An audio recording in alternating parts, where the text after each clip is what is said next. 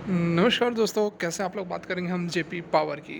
JP power के अंदर हल्की गिरावट ज़रूर है, लेकिन कल जो है बहुत ज़बरदस्त तेज़ी हमें देखने को मिली थी। कल मैंने आप लोग को बताया भी था कि एक तेज़ी का माहौल बन सकता है, और जो लेवल्स बताए थे उससे ऊपर ही कल के डेट में क्लोजिंग हुई थी। आज थोड़ी सी गिरावट हुई है, उससे चिंता करने की ज़रूरत नहीं है। एक बड़ी खबर निकल कर आ रही है। क्या कुछ है सारा जानेंगे इस एक वीडियो में। रिक्वेस्ट है, वीडियो अच्छी लगे लाइक करके हमें मोटिवेट करें, चैनल को सब्सक्राइब कर ले ज़बरदस्त जेन्युइन कंटेंट के लिए। तो यहाँ पर यदि हम आज के कारोबार की बात करें तो आज देखिए 2% की गिरावट है, और बहुत बड़ी गिरावट यह नहीं है। ठीक है, बहुत बड़ी गिरावट नहीं है, तो चिंता करने की कोई सी ज़रूरत नहीं है।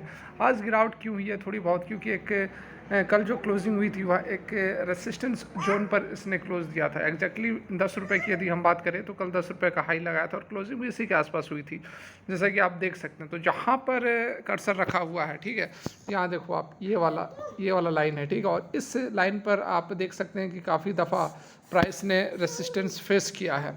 ठीक है, अभी नहीं, देखो इस रीजन में देखो 5-6 दिन इस रीजन में प्राइस रुका है, फिर यहाँ भी रुका है, और वही कारण है कि हल्की फुल्की यहाँ पर जो है प्रॉफिट बुकिंग आज के डेट में हमें देखने को मिली है। कल जो 7% की तेज़ी आई थी ये वाली कैंडल में, तो थोड़ी बहुत यहाँ पर प्रॉफिट बुकिंग हुई है। कल जो लोगों ने प्रॉफिट बुक नहीं किया था, आज यहाँ पर प्रॉफिट बुकिंग हुई है, क्योंकि एक जोन बना हुआ है रेसिस्टेंस का, जैसा कि मैंने अभी आपको दिखाया है।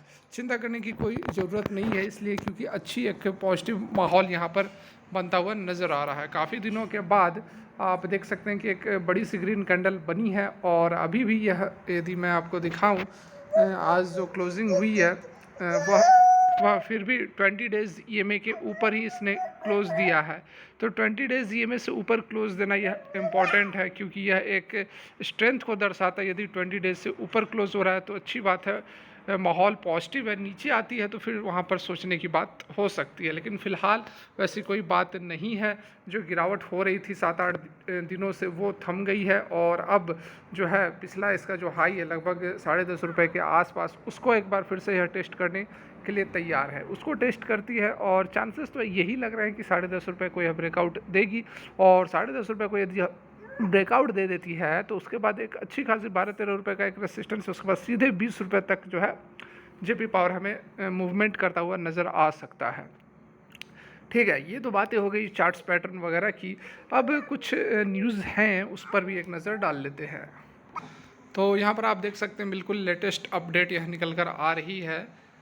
देखिए, आज की यह खबर है जिसमें कि बताया गया है कि सेंटर बहुत ही जल्द अनाउंस कर सकता है financial outlay to strengthen sustainable mining in country. ठीक है, union coal minister Prahlad Joshi ने बताया है importance of scientific closure of the abundant coal mines. ठीक है, फर्दर क्या कुछ अपडेट है यहाँ पर आप देख सकते हैं। Central government is all set to announce financial outlay for further bolster sustainable mining in the country with a focus on green coal technology. ठीक है, ग्रीन कोल टेक्नोलॉजी भी एक टेक्नोलॉजी के तहत यहाँ पर कोल के अंदर भी ऐसी तैयारियां की जाएंगी जिससे कि जो कार्बन इमिशन है वह कम से कम हो सके। वेडनेसडे को यह बताया गया है। कोल मिनिस्टर प्रहलाद जोशी ने आगे कहा कि clean coal technology have been developed and deployed to reduce the environmental impact of coal utilisation. His remarks came while addressing the sorry, oh, एक मिनट, हाँ, थोड़ा डिस्टर्बेंस के लिए सॉरी। यहाँ पर देखिए वैलिडेक्टरी सेशन था नेशनल वर्कशॉप का ग्लोबल एक्सपीरियंसेस पर। ठीक है, उसमें यहाँ पर ये सारी बातें उन्होंने बताई हैं। फर्दर देख सकते हैं कि यूनियन मिनिस्टर ने क्या कुछ एम्फेसिस दिया है कि जो अबंडेंट कोल माइंस, मतलब कि जो जिसमें काम नहीं हो रहा है, जो कि छूटी पड़ी हैं, उसका भी साइंटिफिक क्लोजर करना जरूरी है। फर्दर यहाँ पर बताया कि कंट्री की जो इलेक्ट्रिसिटी कंजम्पशन है वह 1/3 है। बाकी आप यदि ग्लोबल एवरेज से कंपेयर करो तो 1/3 ही है, और and it is one of the top solar power producing countries globally. और सोलर पावर में बहुत ही ज़बरदस्त यहाँ पर इंडिया जो है मुकाम हासिल कर लिया है। while ensuring a just transition in the coal sector, aspirants of grassroot level people have been addressed adequately. Further यहाँ पर देखिए पब्लिक सेक्टर कोल कंपनीज जो है वह उन्होंने इन्वेस्टमेंट प्लान बनाया है कितना का, तो 2.5 लाख करोड़ का 2030 तक। तो बहुत ही बड़ा इन्वेस्टमेंट यहाँ पर होने वाला है कोल सेक्टर के अंदर भी जोशी ने ये बातें बताई हैं कल के डेट में, जो ग्लोबल समिट था उसमें ये सारी बातें बताई हैं।